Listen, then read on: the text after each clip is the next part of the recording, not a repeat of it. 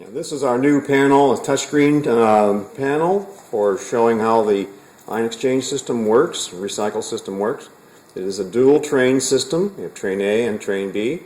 Presently, train A is running, as you can see from the diagram. And train A is delivering water from the receiving tank through a pumping and pre-filtration. The flow is measured, and then the water proceeds through the train A, cation anion exchangers, and then back out and back to distribution tank. Train B is in standby, stopped by pushing a button. We can select the train. Now we'll have train B running. Train B is shown as running, and it is now providing water to the distribution tank. Train A is stopped. This will continue to go until the train is reaches capacity. It's indicated by total pounds here on each of the trains, and you can see the total pounds right now because the system stopped is at 0, but when that number gets to a certain predetermined level, then we will switch to train A. That can be done automatically or manually. To go back to train A is a simple matter of just pressing the train selection button. At some point where we need to regenerate, we have train A and train B regeneration sequencing. That's done totally automatically, and it's simply a matter of selecting the appropriate button and doing the regeneration.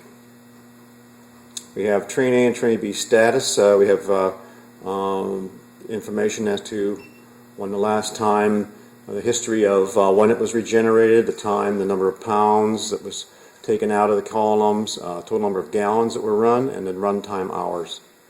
Unfortunately, there's not been anything in this. It's a brand new panel, but that's the history that will be a continuing history of the system.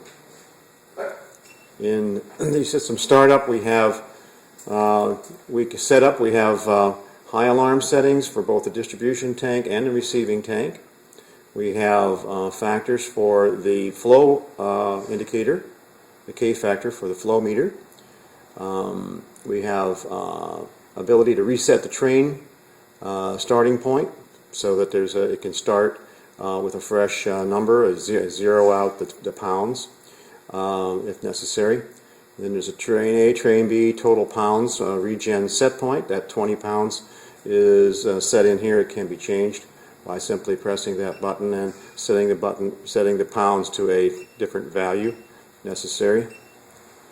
And then also we have a repolish loop that polishes the water to a set point. We can reset that to a desired number in case we want to polish it down to say 10 parts per million. We simply key that in, and now it's set on the repolish loop at 10 parts per million. That's the loop that will be the end of the regeneration cycle that polishes the water before it goes into standby mode.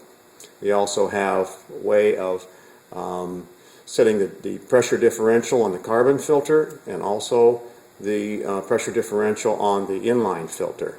Again, those are all touchscreen available. You can simply set those numbers, and those then will alarm at those levels.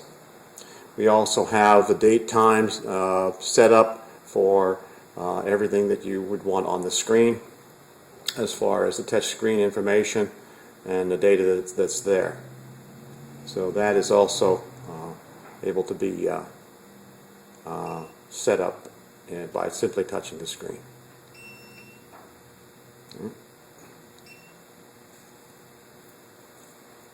Updating, and we go back to our system. Again, we have alarms showing for the different tanks. This is distribution low-level alarm is being shown. And of course, there's no water in the tank right now, and that's why. And the receiving tank low level, same thing. And receiving tank high level, there are no instruments now in the tanks to indicate. And that's the system as we have it at this time.